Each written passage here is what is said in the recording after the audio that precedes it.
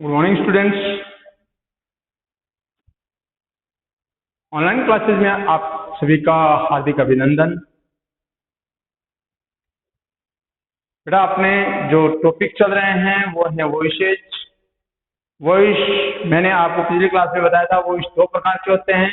एक होते हैं एक्टिव वॉइस और एक होते हैं पैसिव वॉइस। एक्टिव वॉइस और पैसिव वॉइस में डिफरेंस क्या है? ये कर्मधारय वाच्य होते हैं जो कर्ता प्रधान होते हैं, और ये कर्मवाच्य होते हैं जिनमें कर्ता गौण होता है और कर्म को कर्ता बनाया जाता है। अपन ने इस टॉपिक में लगभग चीजें क्लियर कर ली थी, जैसे जो नॉमिनेटिव केजेज हैं उनके बारे में, और जो वॉइस से रिलेटेड जो केजेज हैं उनके बारे में अपन ने बातचीत कर ली थी। बात करते हैं अपन एक्टिव से पैसिव वॉइस कैसे बनाते हैं। इसके जो एक नॉमिनेटिव केज और एक होता है ऑब्जेक्टिव केज।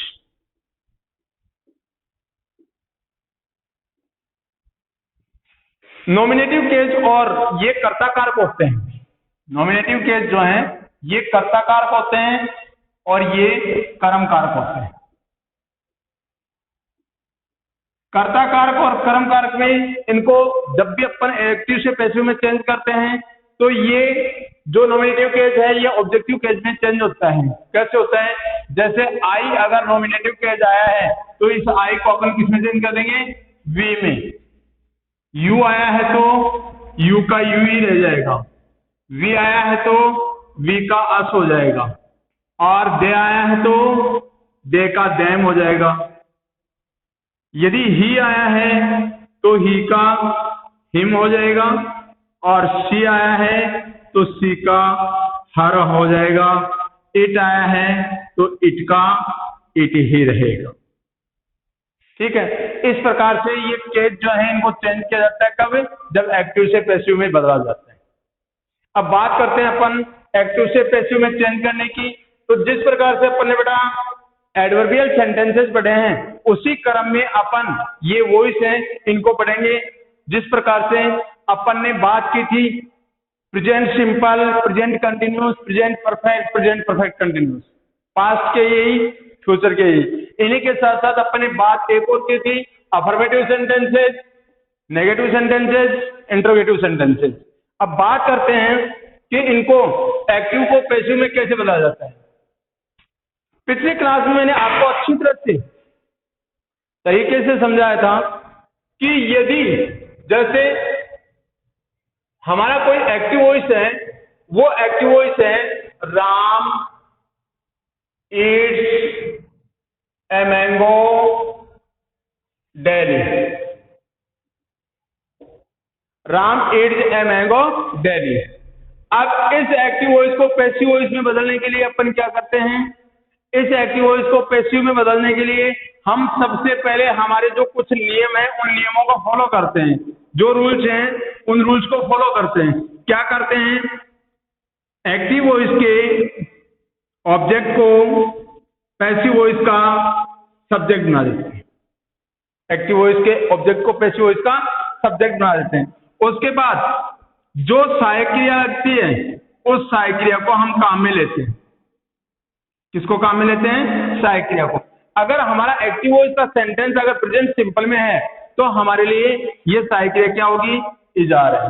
कंटिन्यूस में है तो भी इजार है। परफेक्ट में हो गया तो वो चेंज हो जाएगा, है जाए के साथ बीन का प्रयोग हो जाएगा। उसके बाद दो चीजें हैं यहाँ, तीसरे स्थान पे दो चीजें कौन सी हैं?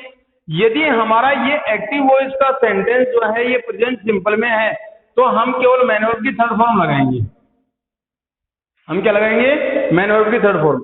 लेकिन यही सेंटेंस अगर कंटिन्यूस में है तो कंटिन्यूस में होने के नाते अपन क्या करेंगे?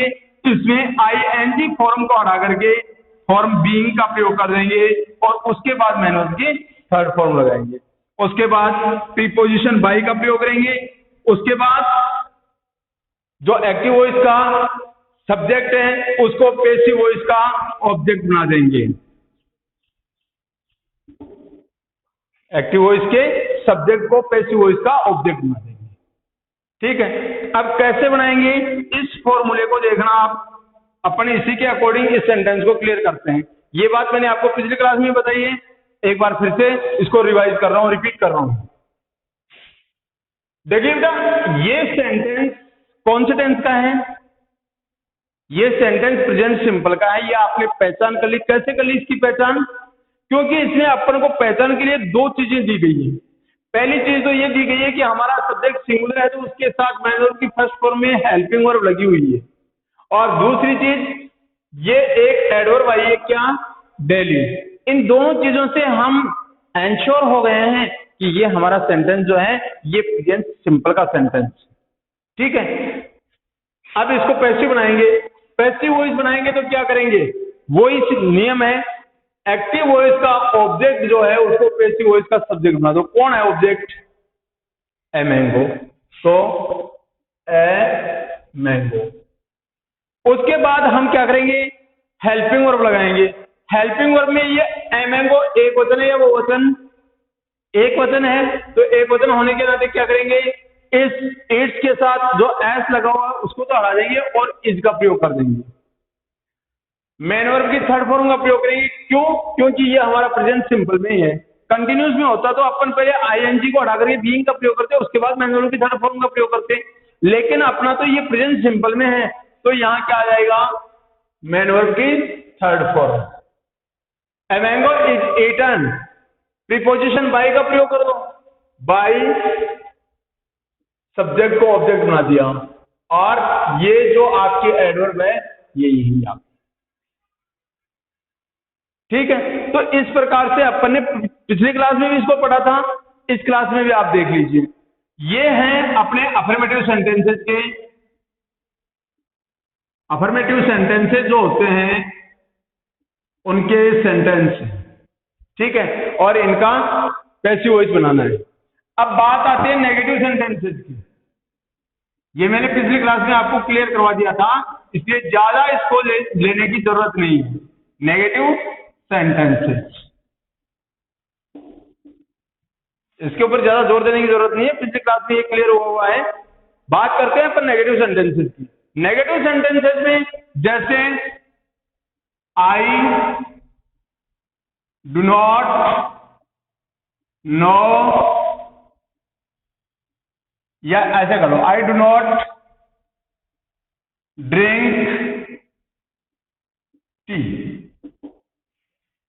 I do not drink tea, मैं चाय नहीं पीता हूं। अब मैं चाय नहीं पीता हूं, इसका पैसिव वॉइस में अपन को बनाना है। पैसिव वॉइस बनाने के लिए अपन क्या करेंगे?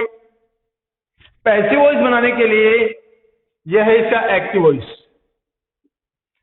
और ये नेगेटिव अपन ने कैसे पहचान की? क्योंकि यहां नोट का प्रयोग हो गया। तो पैसिव वॉइस जब बनाएंगे तो पैसिव वॉइस बनाते समय अपन क्या करेंगे बेटा? ऑब्जेक्ट को सब्जेक्ट बनाएंगे। एक्टिव वॉइस के ऑब्जेक्ट को पैसिव वॉइस का सब्जेक्ट बनाएंगे, तो क्या हो जाएगा यहां? टी। अब अकॉर्डिंग सेंटेंस अपन हेल्पिंग वर्ब लगाएंगे, या अकॉर्डिंग टेंस अपन हेल्पिंग वर्ब लगाएंगे। टेंस कौन सा है? Present simple. प्रेजेंट सिंपल का नेगेटिव, तो इज नोट का नोट ही आ जाएगा, मैन वर्ब की थर्ड फॉर्म आ जाएगी। प्रीपोजिशन बाई का प्रयोग हो जाएगा, और आई को केजेस के अकॉर्डिंग चेंज कर दो।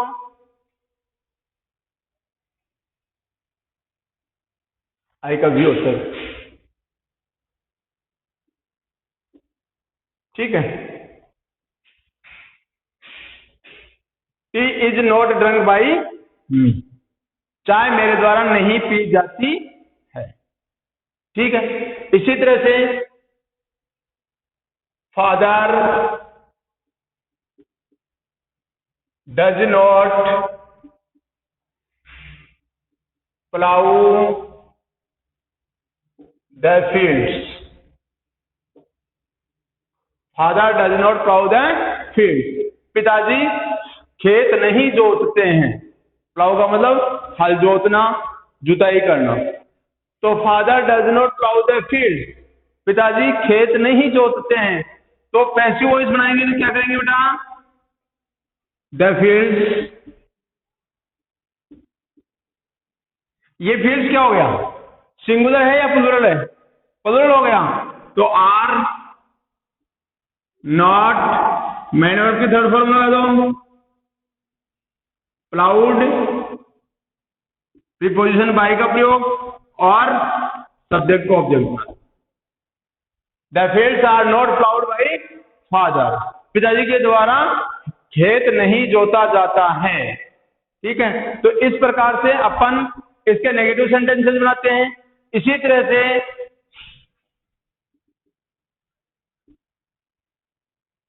रौनक does not write a poem, Raunak एक कविता नहीं लिखती है। तो पैसिव वॉइस जब बनाएंगे तो a poem is not written by Raunak. ठीक है, इसी तरह से they do not play cricket, वे क्रिकेट नहीं खेलते हैं। तो क्या आ जाएगा इसमें? Cricket is not played by, they का क्या हो जाएगा? Them, by them. तो ये क्या हो गए? ये अपने नेगेटिव सेंटेंसेज हो गए। अब नेगेटिव सेंटेंसेज को अपन किस प्रकार से सोल्व कर रहे हैं ये आप अच्छी तरह से देख रहे हैं। ठीक है, अब बात करते हैं अपन इंटरोगेटिव सेंटेंसेज की। इंटरोगेटिव सेंटेंसेज होते हैं, इंटरोगेटिव सेंटेंसेज को कैसे बदला जाता है उनको और देख लो आप एक बार।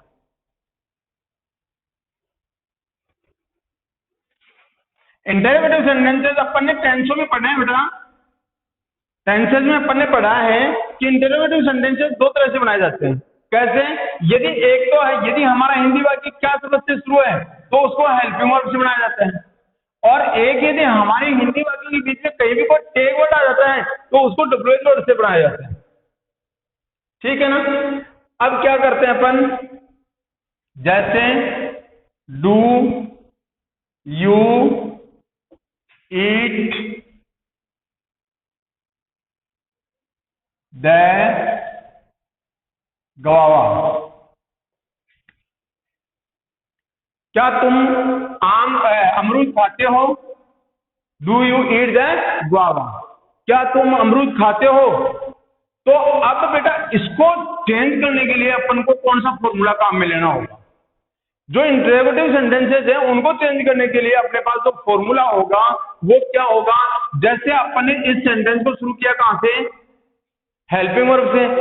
ये जो पैसिव वॉइस का है ये एक्टिव वॉइस का है। पैसिव वॉइस का जो सेंटेंस होगा उसको भी अपन कहां से शुरू करेंगे?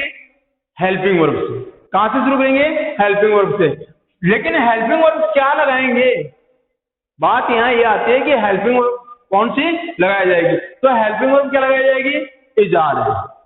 क्या लगाई जाएगी? इजार है। तो किसके अकॉर्डिंग लगाएंगे? सब्जेक्ट के अनुसार। इस ऑब्जेक्ट को हम सब्जेक्ट बनाएंगे। ठीक है, तो ऑब्जेक्ट को सब्जेक्ट बनाते ही वो सब्जेक्ट सिंगुलर रहता है या प्लूरल रहता है उसके अकॉर्डिंग अपना हेल्पिंग वर्ब लगाएंगे। तो यहां देखो बाबा आम अमरूद, तो इज क्या आ जाएगा यहां? Is the गवावा। अब क्या आएगा? ये हेल्पिंग वर्ब आ गई, ये सब्जेक्ट आ गया।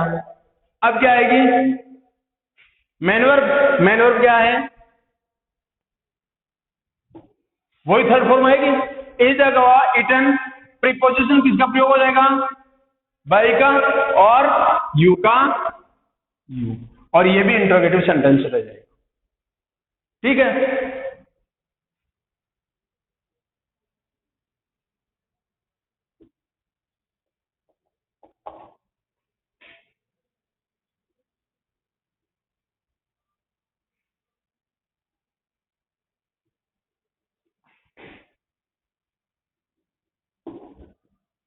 Does Ramesh buy a new book daily?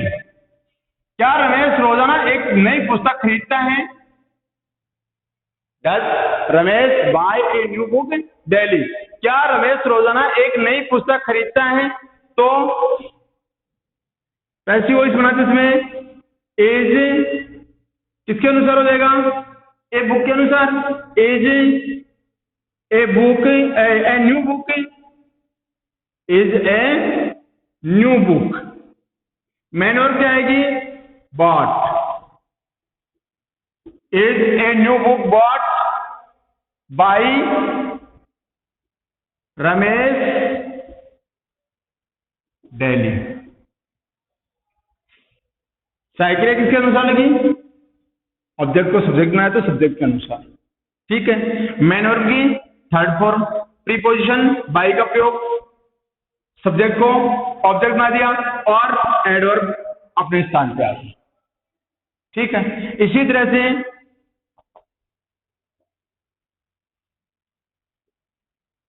Does